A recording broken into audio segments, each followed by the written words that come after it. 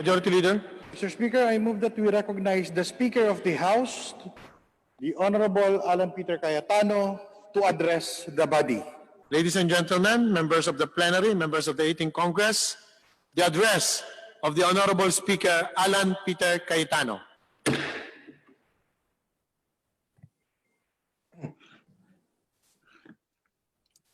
Romans 12:12, anuman ang ating religion, anuman ang ating paniniwala, bilang isang pamilya lahat ng Pilipino. Tama po ang sinasabi ng verse na to. Be joyful in hope, patient in affliction, and faithful in prayer. So unang-una po, ipagpatuloy natin ang ating prayers para sa isa't isa, ang prayers para sa ating leadership, sa ating Pangulo, sa Supreme Court, sa Senado, Kongreso, governors, mayors, hanggang po sa mga barangay. Let's, in prayer as we join each other, let us also as leaders be able to give hope. Yung hope po, nagsisimula sa maliliit na bagay yan po. Opo, hindi natin pwedeng kamayan ang isa't isa. Hindi po natin pwedeng yakapin ang isa't isa sa mga panahon na ito. We cannot even gather as a whole congregation to kneel down or bow down and pray together. No? But that shouldn't stop us from worshiping. That shouldn't stop us from caring about each other. That shouldn't stop us from giving hope. Yung Bayanihan 1 po, nag-meeting sa Malacanang ng March 21, March 22, 23, pinagpuyatan po natin yan at pinasa kaagad. Marami pong pinangako sa atin. And February pa lang po ay nag-warn na ang Kongreso na padating ang COVID. Pero to be fair to everyone, when we warned of this in February, no one knew about the overwhelming magnitude of the problem. Alam natin may parating na problema, pero hindi talaga natin alam, di ba? Alam na alam po to ng ating head committee natin that takes care of calamities and disaster preparedness, si Lucy Torres Gomez. Alam na alam po to ni Majority Leader Martin Romualdez. Alam po to ng mga taga Samar Leyte at iba pang mga lugar na tinamaan ng Yolanda. Alam natin may padating na bagyo, pero hindi natin alam kung gaano kalakas at yung destructive power ng bagyong yon. So, I don't want to be a genius in hindsight and say na we could have done this and that sa Bayanihan 1. We acted on the exigencies. We passed Bayanihan, We Heal as One with the expectation and the agreement that it will be implemented very well. There are problems in implementation that are understandable, but there are problems in implementation that are inexcusable. I support Senator Bongo's statement in the Senate, and I'd like to echo it here. Katulad po sa health workers natin, what reason on earth can we give them to say na hindi tuloy na-release ang benefits o yung konting ayuda o tulong doon sa frontliners na nagkasakit ng COVID dahil sa pagseserbisyo sa bayan? Lalo po doon sa mga namatayan. Problema na nga na hindi ka makalabas sa bahay, problema that you cannot even comfort or be with the loved ones, no? And I know many of you members of Congress are nodding your head because also that there are some regions very, very bad ang experience natin sa DSWD. Nung walang COVID, grabe ang coordination. Nung nagkaroon ng COVID, nawala ang coordination. We were promised that in 10 days, madidistribute lahat ng ayuda. But what happened? Natapos ang distribution ng April sa May.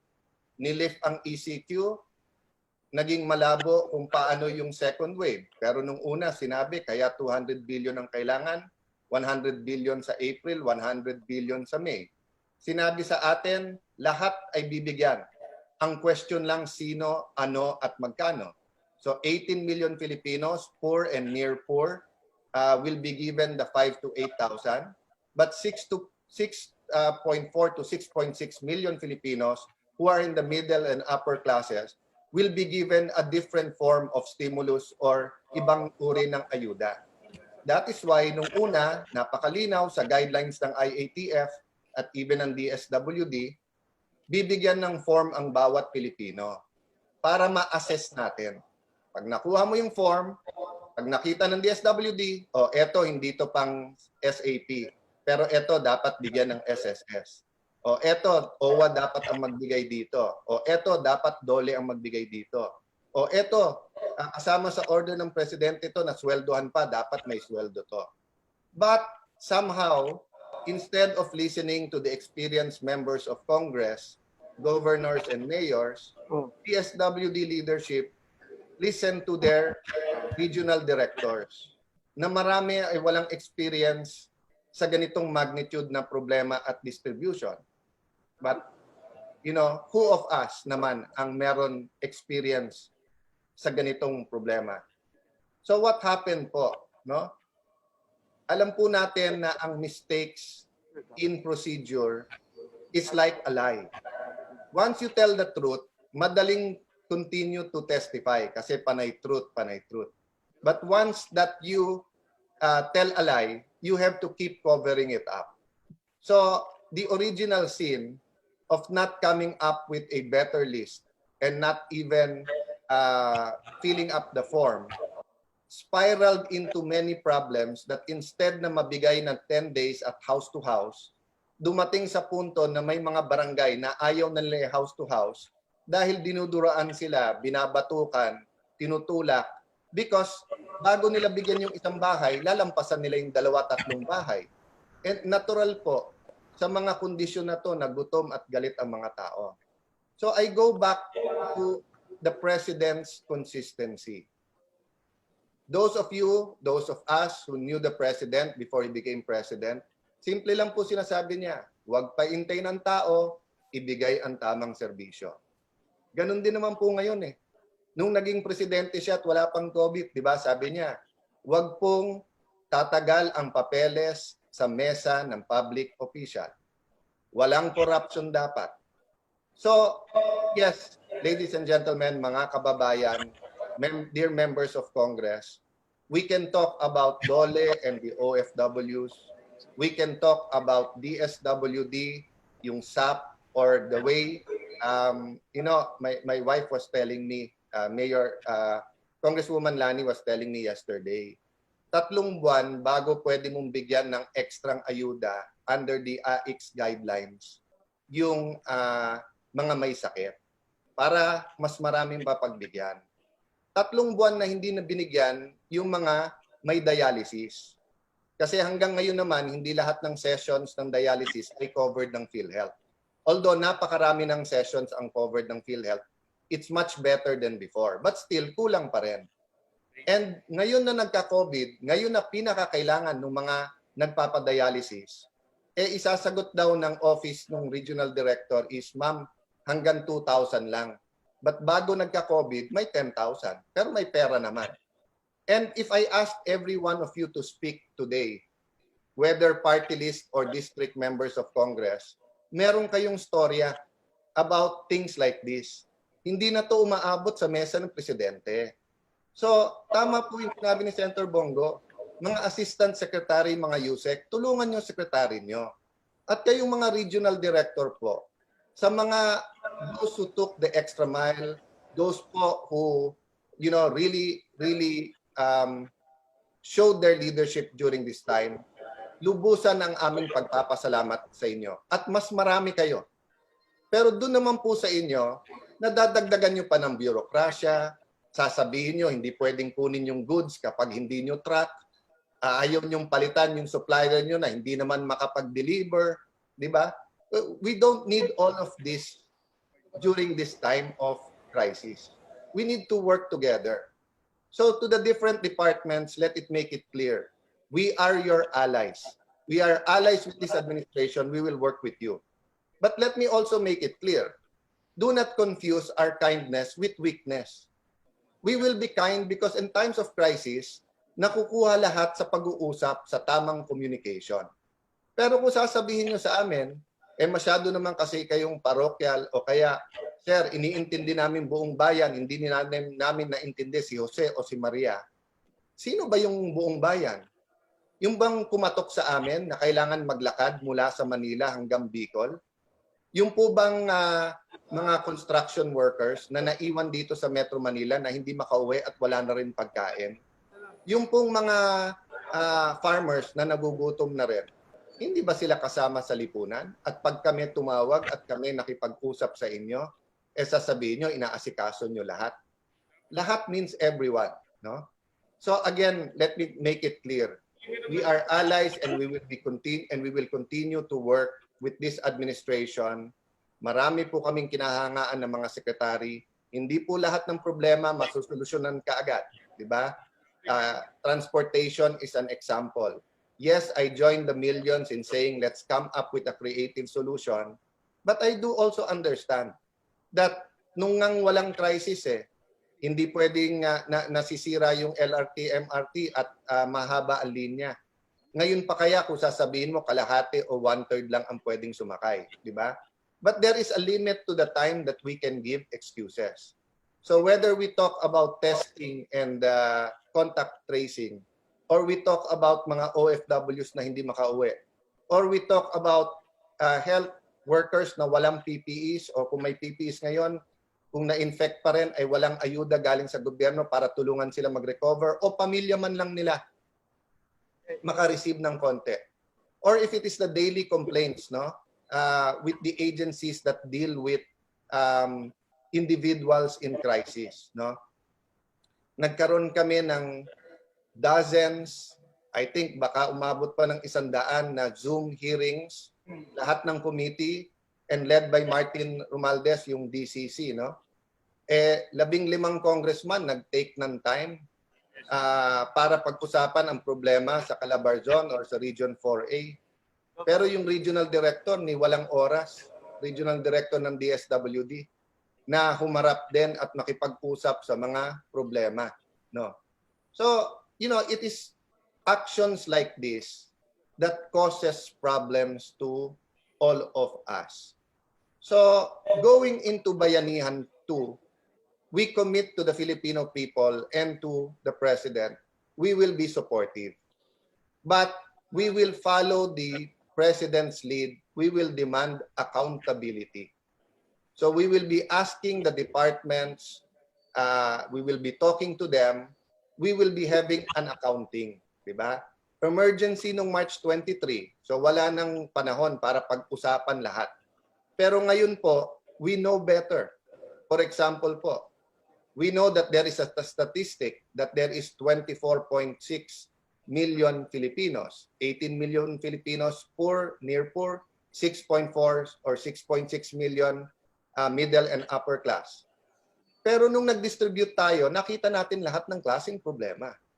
So if you ask me, kung magkakaroon ng second wave and God forbid, or kung magkakaroon ng ECQ ulit sa ibang lugar at may ayuda, per person na ang gawin natin para walang problema. Para walang bahay na lalampasan at walang bahay na nagsasabing, 10 kami dito, ibibigay mo, pareho lang nung katabi namin at 2 lang. No? So, that's an example of learning from our mistakes. No one could have foreseen it on March 23 nung sa Bayanihan na 1. Kasi wala naman calamity of this magnitude sa buong mundo, at least during our lifetime. But going forward, how can we give people hope about the new normal kung tayo mismo hindi nag-create ng mga opportunities at programa to showing them that the new normal is a better normal. On a personal note po, kagabi with many members of Congress, nakiramay po tayo sa Villanueva family, kiramay po tayo sa mga taga-Bukawe, and in our conversation with Brother Eddie and Senator Joel and Deputy Speaker Brother Eddie, kitang-kita po natin yung pain at kitang-kita po at kahit na hindi sa words, no, yung just conversing with them, just looking at them, parang ang gusto nilang sabihin, para saan to lahat na to? Di ba? Para saan? I mean, when you lose a loved one, suddenly everything comes into perspective. Yung rat race or what we call usual life is, di ba? Ano tong mga to? But I was reminded on my way back home from Bulacan that it's true, no, that any one of us will feel the same way when we lose someone we love. But ano ba pakiramdam ngayon ng mga may COVID-19? Ano ba pakiramdam ngayon ng mga pamilya ng OFW na 2 buwan hindi naman nakakauwi yung loved one nila?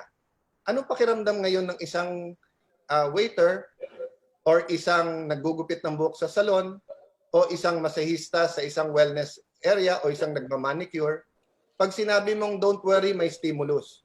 Pero baka 6 months o 1 year wala ka naman trabaho. Hindi mo ba isipin what is this for? And while I am sure that the Lord God will give comfort and strength to Brother Senator Joel and to Bishop Eddie, I think gagamitin ng Panginoon ang mga mamamayan ng Bukawi at ang mga kababayan natin to inspire the two leaders to continue to serve. And yung OFWs natin na hindi makauwi, they're inspired by their family.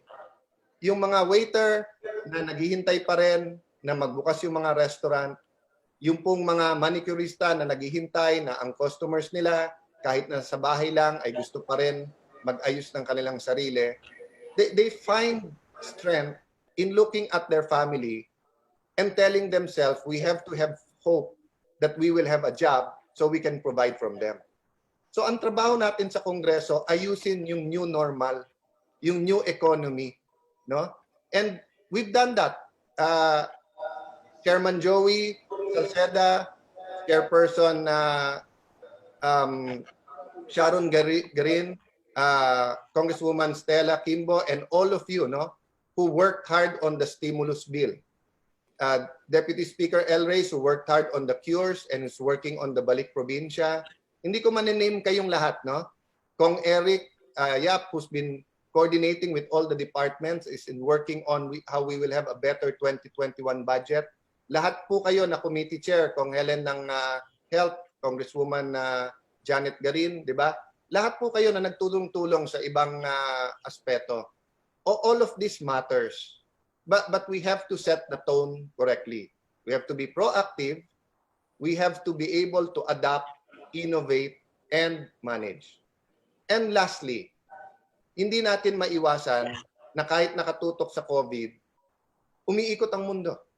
So tignan niyo po ang terrorism at saka insurgency sa ating bansa. Tumigil ba ito during the time of COVID-19? Hindi po.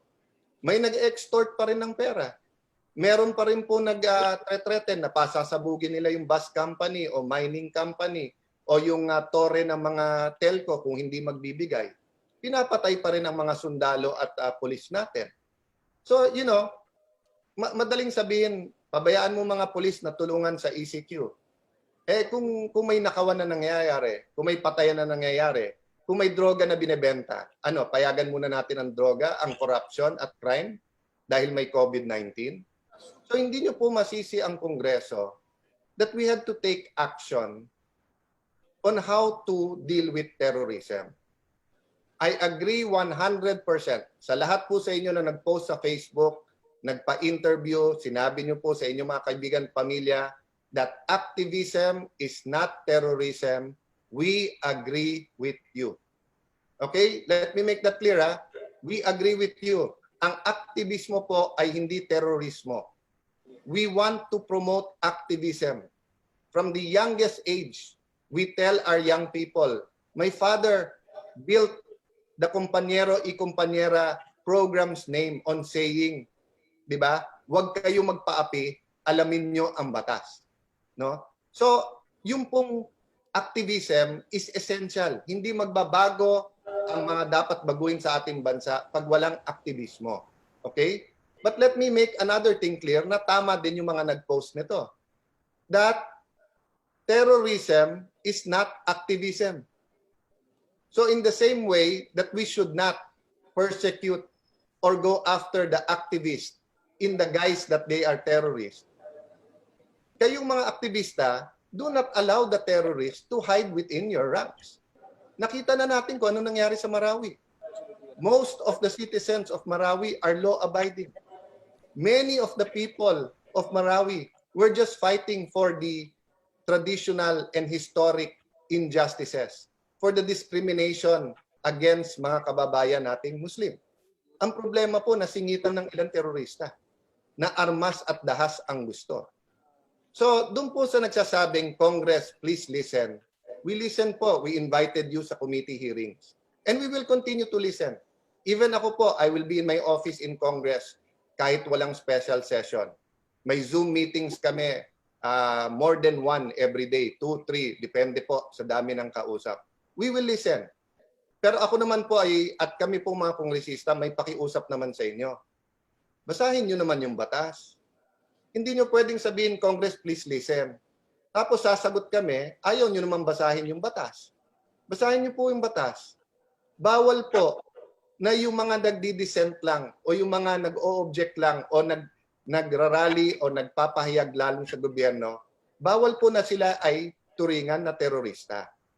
Pero tanungin ko po kayo, kung nagrarally sa harap ng simbahan, nagrarally sa harap ng Malacanang, nagrarally sa harap ng isang ospital, biglang may sisigaw dyan, sunugin na natin yan. Hindi mo kailangan ng Anti-Terror Act. Sumakay ka ng aeroplano, mag-joke ka tungkol sa bomba. Sabihin mo, may bomba akong dala. Pabababain ka. Kahit saan po sa buong mundo. So, I will not turn this into a privileged speech for the anti-terror law because we need to continue to discuss it. We need activists to tell us their concerns and we need those people in peace and order to show you. The definition we use is an international definition used by the UN, used by Singapore, by the US, UK, no? So, that's what I meant. Basahin natin before we criticize. Because ang daling sabihin repression, wala nang democracy, draconian. And in normal times, maybe you would have seen many of us on TV, on radio, defending that bill. Pero nakatutok po kami dito sa problema ng COVID. And the record will bear us out sa dami ng ginawa ng 18th Congress. And that's why I'd like to tell my colleagues, I am very, very proud of you. You know, I'm also proud of this administration at sa lahat ng gawa. But as we hold ourselves accountable, as we ask all of the committees, could we have had an extra hearing? Could we have invited an extra guest para malaman natin?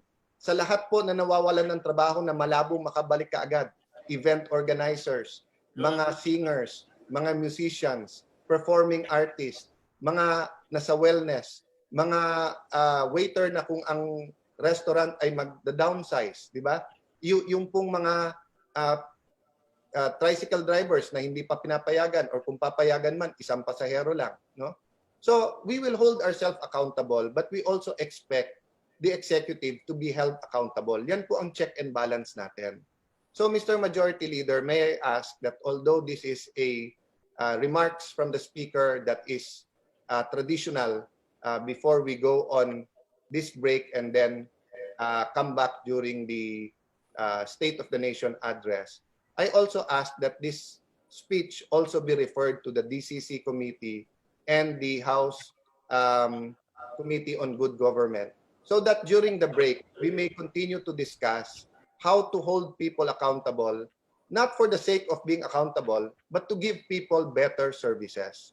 At sa lahat po natin mga kongresista po na nagtatrabaho sa inyong distrito, thank you po na binalanse nyo yung oras nyo sa session through teleconferencing and Zoom and sa distrito nyo.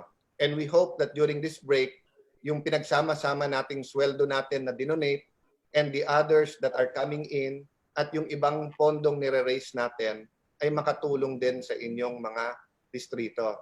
The SecGen, Joel Montales, and our Deputy SecGen, Brian Yamsuan, will be taking any of your calls so that we may be able to address ang pangangailangan ng ating mga kababayan. I'd also like to thank every single chairperson and every single deputy speaker. Hindi ko mababanggit lahat. But for example, si Deputy Speaker Loren Legarda, who's taking charge of the new normal. Or for example, Romulo Roman, who is hooking all the regions up and hooked us up with DepEd to think of the new normal. So hindi ko po kayo mababanggit lahat. And hindi po tayo naghahanap ngayon ng tayo po ay mabanggit o mapasalamatan kasi tulad ng sinabi ng Pangulo, trabaho natin to. So let me end the way I started by just repeating the verse. Be joyful in hope. So dear members of Congress, let us continue to give hope sa ating mga kababayan. Be patient in affliction. Kung tama ang ginagawa ng executive branch, suportahan natin. Kung mali, let us continue to show kindness, makipag-usap tayo. But let us make sure they know there will be an accounting. And lastly, let us be faithful in prayer. Prayer moves mountains. Sabi po ng Panginoon, if you have faith as small as a mustard seed, pwede mo sabihin sa isang bundok, tumalon ka sa dagat. So, in behalf of members of Congress, kasi sabi sa Bible, ang public officials are also ministers. So ang ating pong mga pare, pastor, imam, religious leaders, mga ministro, sila po ay persons in authority according to the Bible. Diba? Yung according to our religious beliefs. But according to our beliefs, pati po ang mga miyembro ng Kongreso. So in behalf of Congress, we speak that we rebuke COVID-19, that solutions will come forth, that we will survive this and we will build back better. God bless you all.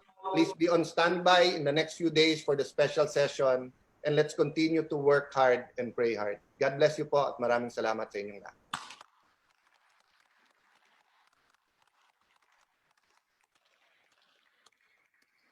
Maraming salamat po sa ating ginagalang na Speaker of the House of Representatives ng 18th Congress, Speaker Alan Peter Cayetano. Majority Leader. Mr. Speaker, I move that we take up additional reference of business and request that the Secretary General be directed to read the title of measures on first reading as well as resolutions and communications. So move, Mr. Speaker. Any objection? The chair hears none. The Secretary General is hereby directed to read the title of bills, resolutions, communications for referral to appropriate committees. Additional reference of business bills on first reading. House Bill number 6965. Representative Enverga. To the Committee on Health. House Bill number 6966. To the Committee on Health. Resolutions. House Resolution To the 655. Committee on Rules. Resolutions 956. To the Committee on Labor and Employment. Resolution 957. To the Committee on Government Enterprises and Privatization. Resolution 958. To the Committee on Rules. Committee reports number 3982370. To the Committee on Rules. Additional reference of business bills on first reading. House Bill number To 6970. the Defeat COVID-19 Ad Hoc Committee. Resolutions. Resolution